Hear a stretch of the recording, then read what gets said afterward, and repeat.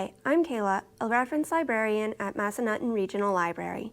Today's book talk will be about World War II. Today marks the 81st anniversary of the attack on Pearl Harbor, so the books I'll be sharing today are World War II memoirs or first-hand accounts of the war. Over 2,400 members of the military died on December 7, 1941, and over 1,000 were wounded. Just over 2,000 of those deaths were with the Navy, and over 1,000 of those were aboard the USS Arizona. Our first book today will be a memoir by a survivor of the USS Arizona. All the Gallant Men by Donald Stratton. This is a memoir by Stratton, who is a survivor of the USS Arizona, which was stationed at Pearl Harbor when it was attacked. This book focuses primarily on Stratton's experience at Pearl Harbor, but does extend throughout the rest of World War II and some of the rest of his life as well. It details Stratton's decision to join the Navy and what day-to-day life was like on the USS Arizona. About 60 pages of the book span December 7th, covering the attack and the aftermath. That section starts with timestamps, including submarines being spotted in the area, the Japanese carriers carrying planes that were launching, and the attack, which mostly occurred around 8 a.m. Stratton includes details of everything that happened from the time he woke up that morning until he arrived at the hospital. He saw the Oklahoma capsize, and he saw crewmates being hit by torpedoes and bombs. One story that I thought was especially powerful was the story of Stratton's escape from the Arizona. He and crewmates in the same area were starting to be suffocated by smoke, and they had nowhere to go because everything was on fire. As smoke started to clear, they noticed a sailor on the Vestal, which was a repair ship right beside the Arizona. They caught his attention, and he was able to throw a rope from the Vestal over to the Arizona. The only way these sailors could get from one ship to the other was climbing hand over hand across the rope. If they fell, they would land in a fiery oil slick down below. These men didn't have any skin left on their hands, and they were in immense pain, but every single one of them managed to make it across that rope onto the Vestal. 2 of them later died, but the rest of them did survive for a little while. Stratton was later given a medical discharge. After suffering 2nd and 3rd degree burns over more than 2/3 of his body, needing to learn to walk again, he chose to re-enlist in 1944 at the age of 20. He was sent to the South Pacific, where he fought in several battles. The book goes into some lessons learned from Pearl Harbor and how Stratton continued to live every day, hoping he had lived a good life. Stratton includes pictures and maps throughout the book. He also has pictures of him and some of his crewmates, and also documents from the war and pictures from Pearl Harbor. In the prologue, Stratton says that while this story is his, he doesn't want it to be exclusively his. So he did manage to include letters, postcards, and other documents from some of the other sailors and their family members.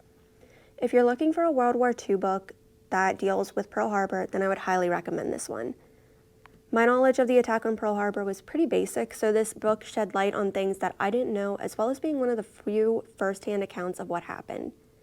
Stratton was still alive at the time this book was published. However, he passed away in 2020 and chose not to be interred in Arizona, preferring instead to be buried with his family. Up next, we have They Called Us Enemy by George Takei. This is a graphic novel written by George Takei, who most people seem to know from Star Trek.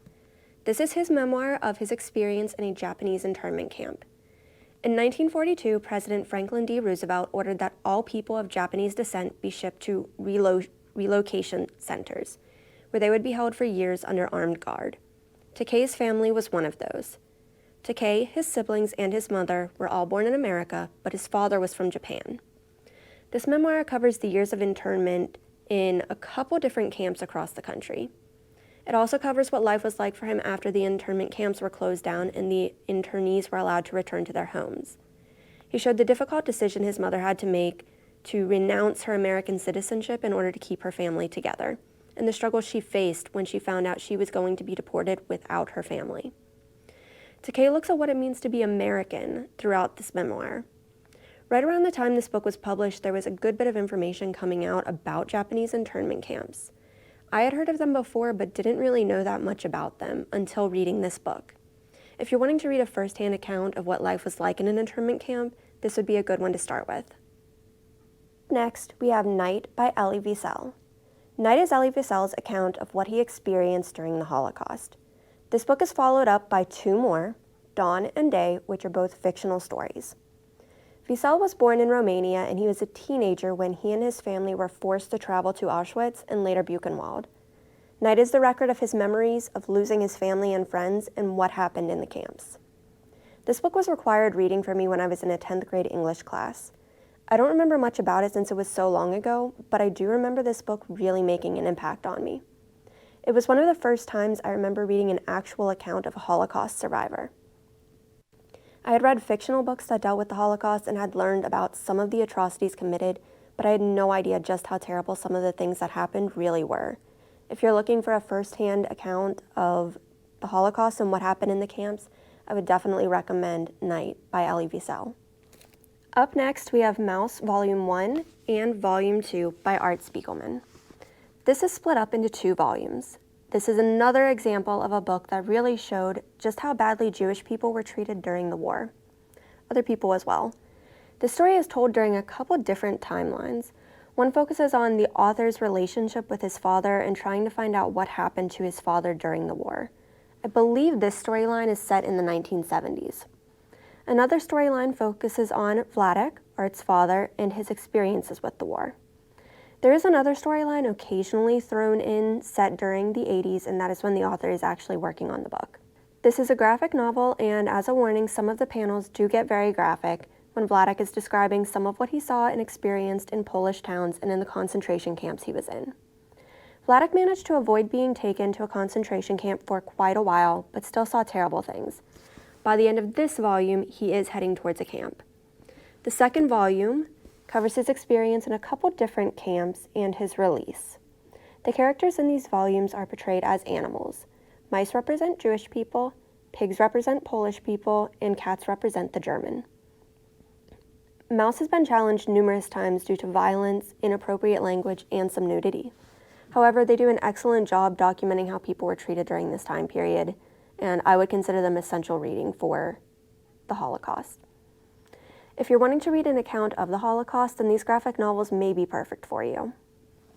Our last book today is another memoir, Code Talker by Chester Nez. Nez was one of the Navajo code talkers. This book covers Nez's life from the time he was a little boy on a Navajo reservation until he enlisted in the military after Pearl Harbor was attacked. Nez was growing up during a time when he was sent away to a boarding school where he would learn English. He would be punished if he spoke his own language. Nez discusses throughout the book how often he felt conflicted over how he should feel when his Navajo culture and the Catholic religion went against each other. This book covers his experience in the military after they decided to try the Navajo language as a code for messages. Quite a bit of the book also focuses on his time in the military in different areas. After serving in the military and returning home, Nez talks about how unwelcome he felt. He fought for the country and was still treated like an unwelcome guest. The book does cover the rest of his life as well. When this book was being written, only Nez and one other code talker from the original 29 were still alive. By the time it was published, only Nez was alive. This is my current read. I don't really know much about the Navajo code talkers, so I'm very interested to find out more.